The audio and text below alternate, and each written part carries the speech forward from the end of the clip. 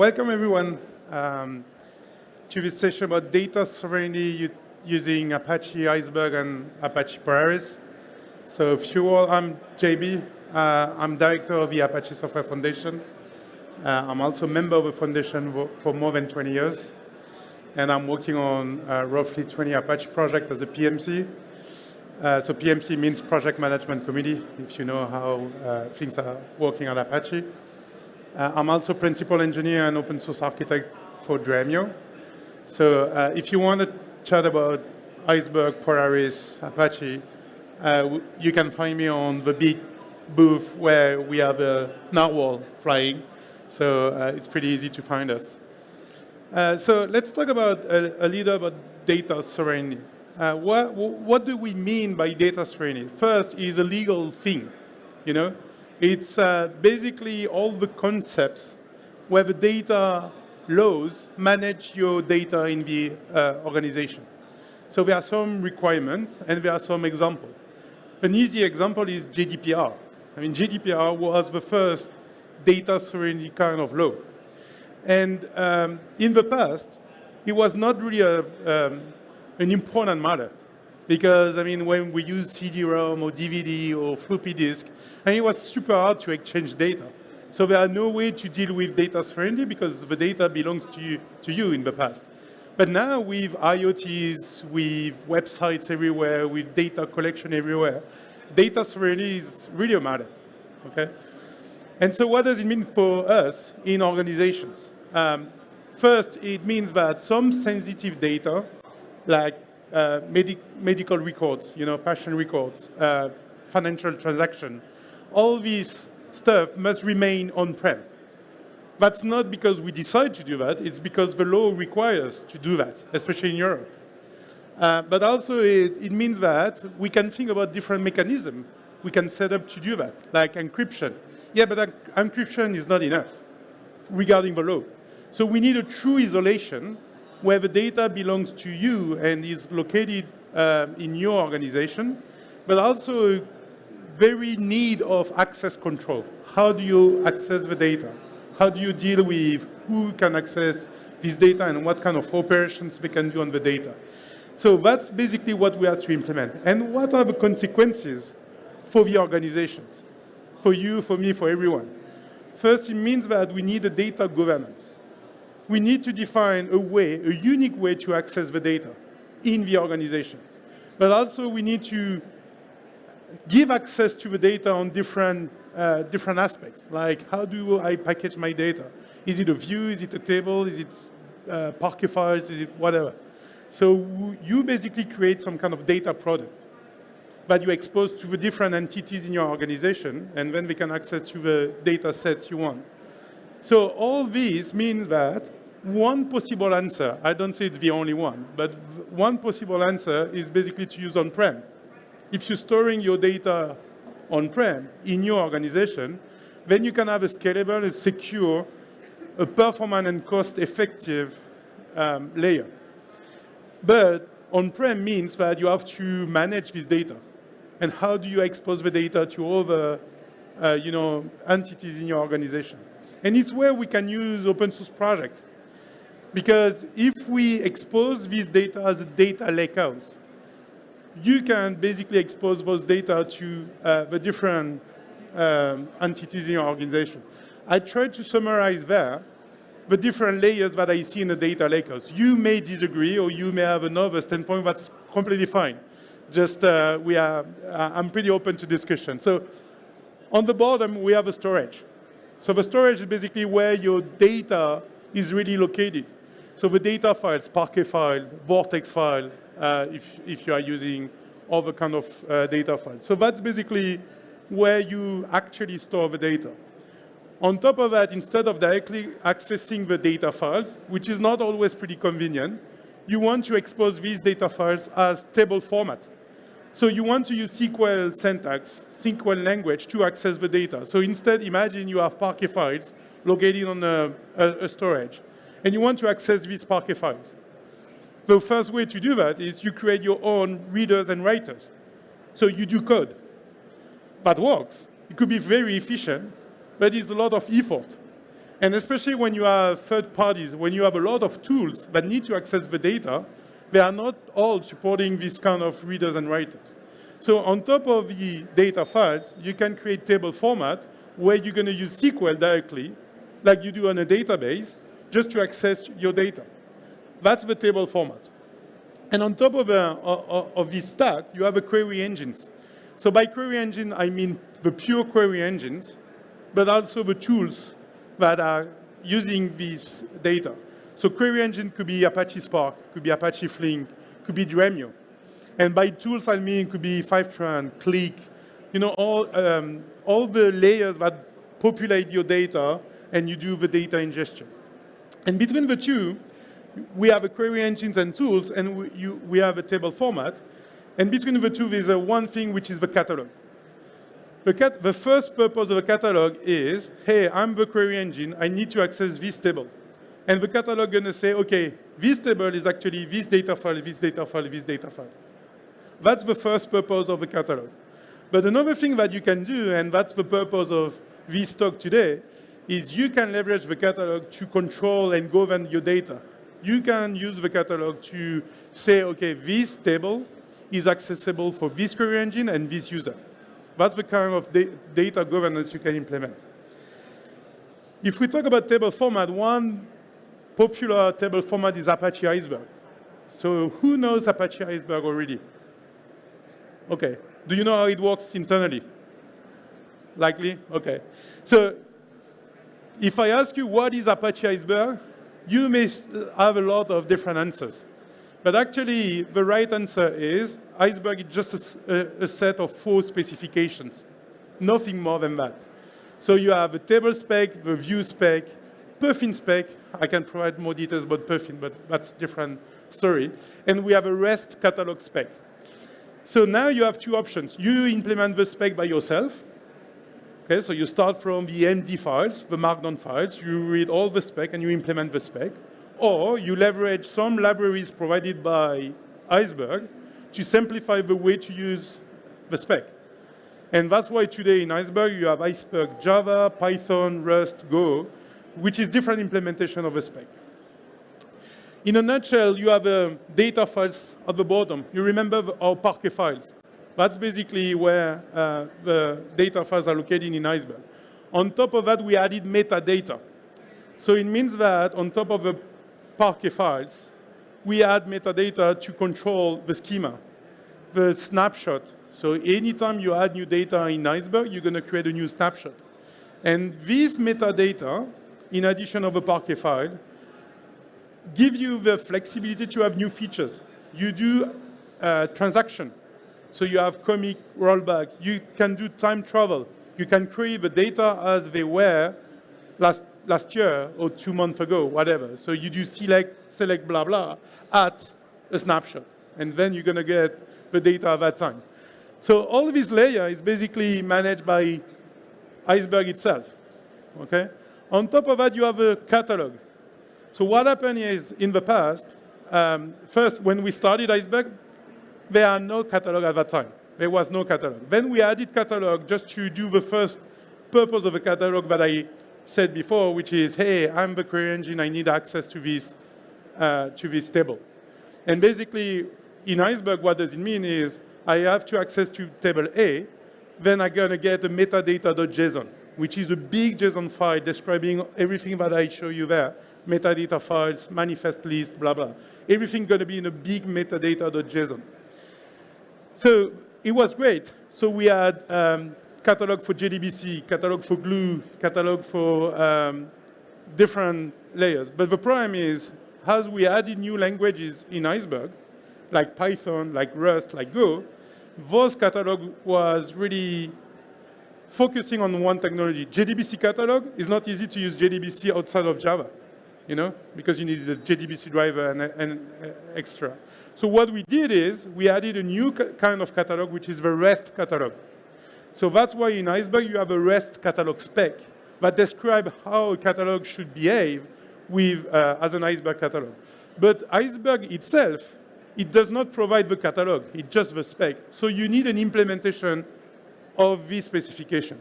And it's where basically we have Polaris. So Polaris is an implementation of a REST catalog. So we directly implement the Iceberg REST spec, and it gives you the flexibility of a REST catalog. So the flexibility first is cross-engine interoperable. So it means that whatever engine or tools you're going to use, as soon as this tool or query engine support the REST spec, it's going to work with Polaris. And actually, it won't know that it's working with Polaris. It could be Apache Gravity Node, it could be whatever catalog supporting REST catalog spec, then it's going to work. And something which is pretty interesting, and that's also why it's related to this talk, is centralized cross-engine security and access. So today in Polaris, we have RBAC, role-based access control. And so you can implement your data governance using Polaris. So let's take a look about how we can do that. First, you remember we said that in some use cases, especially in Europe, on-prem is a requirement, depending on the data you have to deal with. So on-prem means you cannot really access to AWS S3, okay? So you have to find some alternatives. And there are some alternatives. You have Apache Ozone. Apache Ozone implements the S3 API that you can leverage on-prem. You have Mini.io. So Mini.io allows you to directly support S3 API locally. There are other implementations from vendors. So with on-prem, we can store structured and semi-structured unstructured data locally, okay? And we can access through Polaris. So we're going to use Polaris on top of this storage. So since Polaris 1.1.0 Incubating, that has been released last week, we added the support of Mini.io, Ozone, and all this stuff. And this is an example of how it works. So basically, in a nutshell, we have Polaris on one side, and I use Spark as a query engine. It could be any query engine, right? That's just an example. So what we did is, in Polaris, we have what we name the catalog config. So basically, the catalog config is all the configurations related to your catalog. And especially, there are two configurations that are pretty important in that case. Is the base location, is basically where your file is going to be located. So the file system, if you want. So it could be HDFS, could be S3, whatever. And the endpoint where basically the system storing the data is going to be used. So basically, it's going to be Mini.io and S3 location. So once we have that, Polaris can pass this to the Spark engine. So the Spark engine going to get, okay, I need to access this location to get my table, the data file for the table. So you're going to go on the metadata, and you're going to go the location. And something that Polaris can do is also credential vending. So it means that the query engine, Spark in that case, will need to get the credential shared with a storage, just to secure that the Spark is a trusted query engine for the storage. So today in Mini.io, we use an STS, a secure token service provided by Mini.io, to provide the credential vending. And so this credential is going to be passed to Spark, and then Spark going to query the actual location to get the data. So that's an example. You can do that exactly the same using Ozone, for instance, but that will work exactly the same way. And so for Mini.io, what we did is Polaris control the access to the data. So again, in terms of governance, it means that everything going to go through Polaris. There's nothing special in terms of table metadata. From an Iceberg standpoint, actually Iceberg doesn't care if it's in Mini.io, S3, or whatever. It just gets what is coming from Polaris. There's nothing special on the client. The client is still the Iceberg REST client. So Spark is using the regular Iceberg client. Flink can do exactly the same. Okay? There are no change on the client side. The session credential through STS is supported. So something that we did as well is to decouple the location and the STS service. So it means that you don't have to use the Mini.io STS to use Mini.io. You can use another STS. And that's pretty flexible because it means that you can have an identity provider STS, which is another service than the Apache Ozone or Mini.io service you are using. So great. We have the on-prem storage integrated in Polaris. That's great. But we need more than that. We need the role-based access control. That's something that exists directly in Polaris. So in Polaris, this is an example of how it works. So I still have my Spark query engine.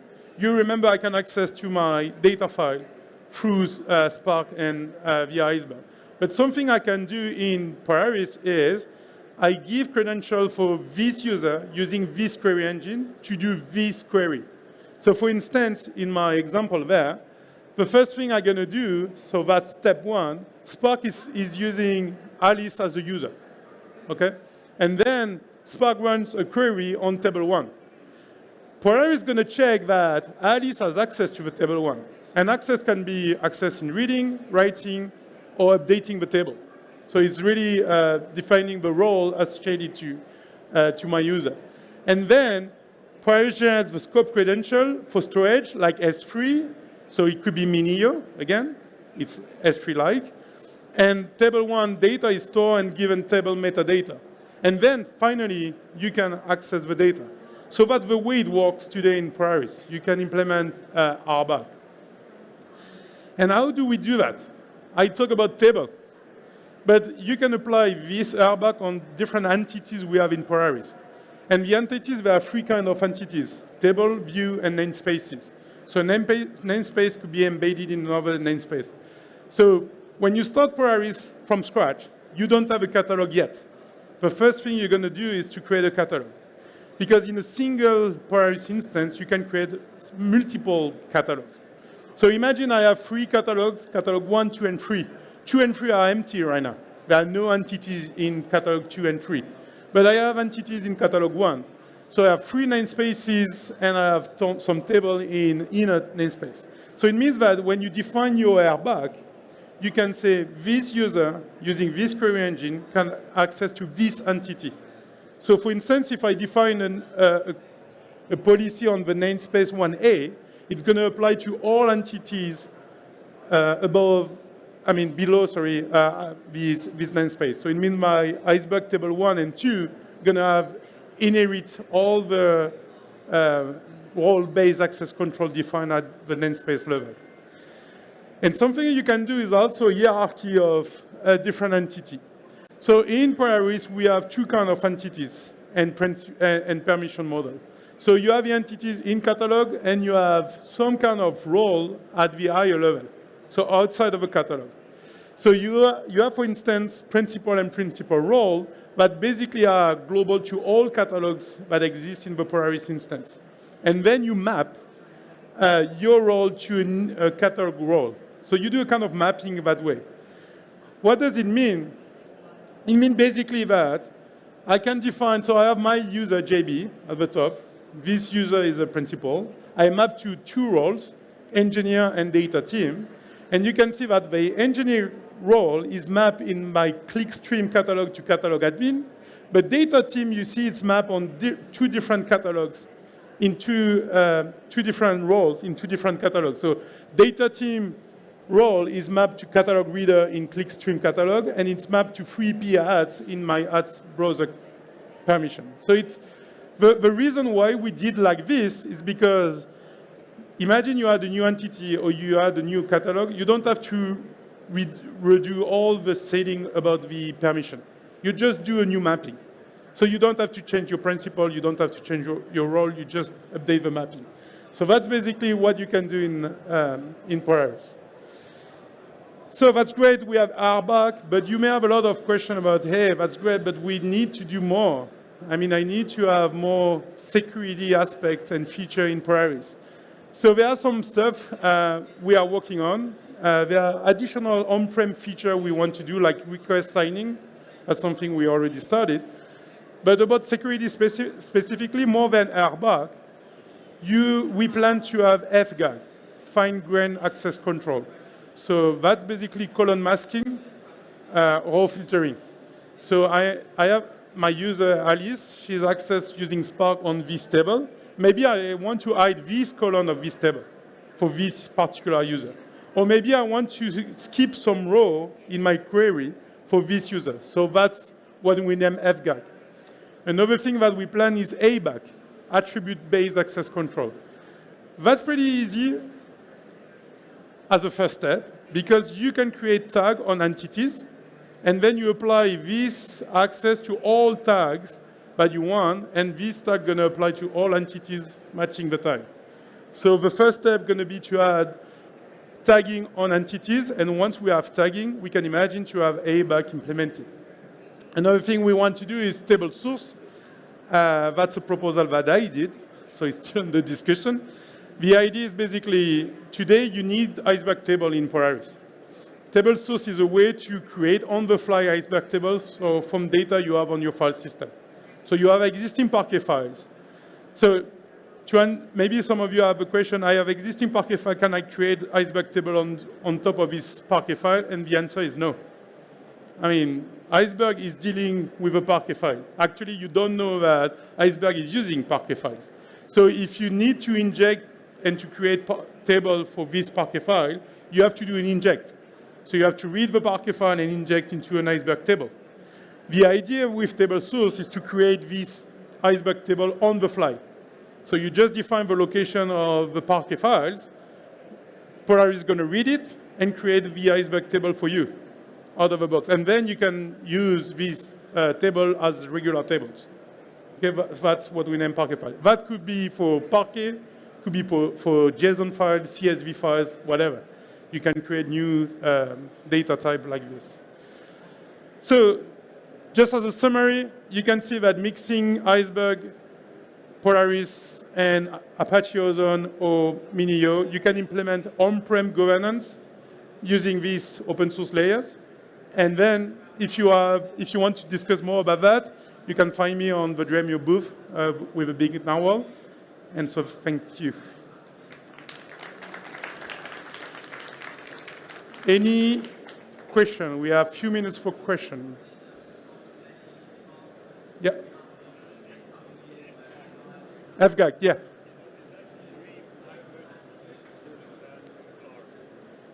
It's going to be Iceberg and Polaris. I mean, it has to be supported, yeah. It depends the way we implement it. There are two proposals today for FGAC. There's one based on views. So it could be on Iceberg and so leveraged by Polaris, or it could be by creating new tables. So it's both. I mean, just Polaris won't be enough because the REST client is on Iceberg. So it's both Iceberg and Polaris. No other question? Yeah, there's a question over there.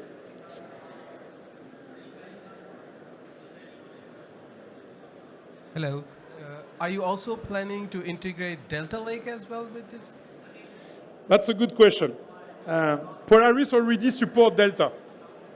I mean, if you take a look in Polaris since version 1.0, you have a Spark client supporting Delta. I'm going to share my thought. Maybe you're going to disagree. I don't think that it makes sense to support Delta in Polaris because Polaris is really Iceberg focused today. And in my opinion, the community has a little bit, I mean, it's two different stories.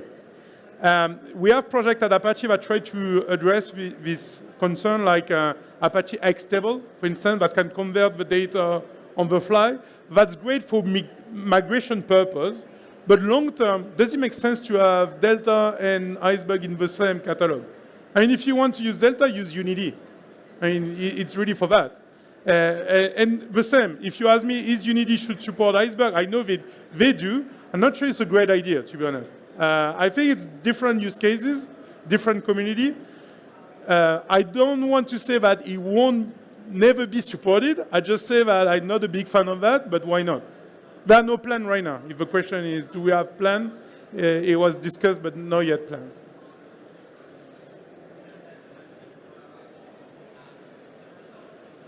All right. Thank you so much, and feel free to join on the Dremio side. Thank you.